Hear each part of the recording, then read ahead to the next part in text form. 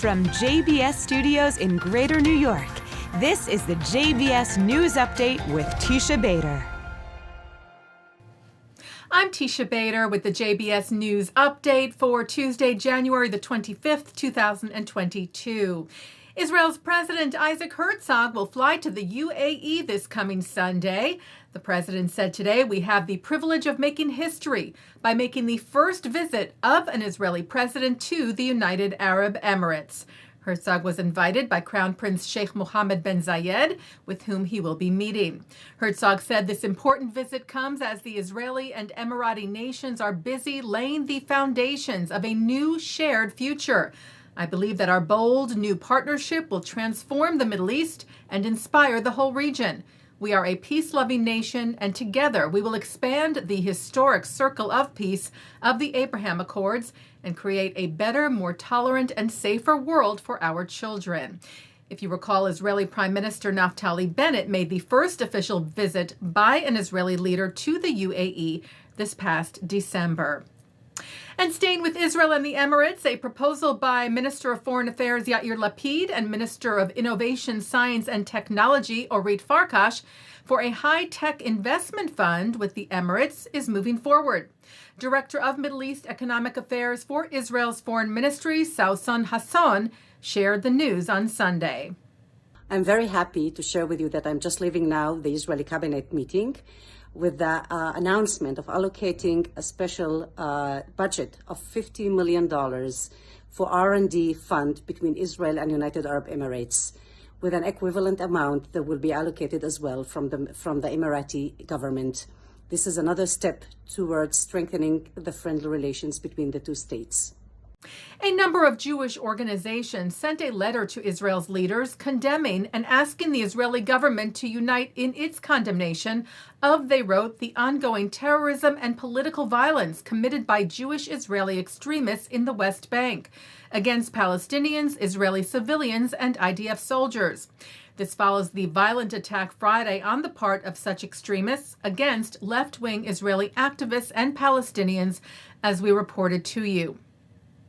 The letter is signed by the Anti-Defamation League, the Central Conference of American Rabbis, the Israel Policy Forum, the National Council of Jewish Women, the Rabbinical Assembly, the Union for Reform Judaism, and the United Synagogue of Conservative Judaism. It's addressed to Prime Minister Bennett, Foreign Minister Lapid, and Defense Minister Benny Gantz. It further reads, "We recognize that these acts are perpetrated by a small group of radicals. We also recognize that this is not a one-sided problem and that Israelis are also victims of ongoing and increasing attacks by Palestinians. But the groups share their deep concern about the rise of such incidents, writing these attacks serve as an affront to Israel's rule of law, to Israeli democracy, and to Jewish values, while undermining Israel's image and relations with the United States government, American people, and American Jewry." A number of Israeli officials have already strongly, publicly condemned the incident on Friday, including Lapid. Well, Israel's bobsled team will not be heading to the Olympics, with the hard-working, tireless team just missing its spot to qualify for the Winter Games next month in Beijing, which would have been a first by 0.2 seconds. Boston-born MIT graduate A.J. Edelman, who pilots the sled and represented Israel in skeleton at the 2018 Games, wrote on Instagram, "However we phrase it, the unfortunate reality is that we came as close as it is possible to come to making the Olympics in bobsleigh, though we fell just short." Writing of his team, "What these boys, Israel's boys of winter, have accomplished is nothing short of remarkable." He noted that the team boasted stunning diversity: Arab, Chabad, religious and secular Jews, LGBTQ. It was a true cross-section of our beautiful country, an absolutely inspiring display of national pride, and the sporting excellence propelled this team to heights never before seen in Israeli winter sport.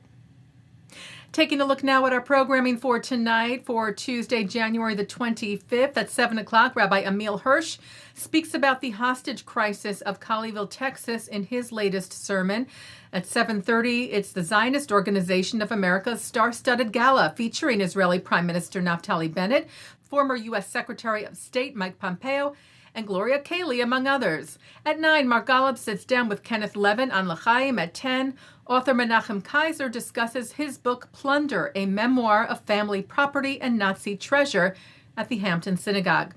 At 10:30, Representative Alma Hernandez, Representative Ritchie Torres, and Rabbi Menachem Creditor discuss how it's possible to be a staunch Zionist while holding progressive social views, with Tremayne B. Smith on JNF-USA's Conversations on Zionism Reclaiming the Narrative.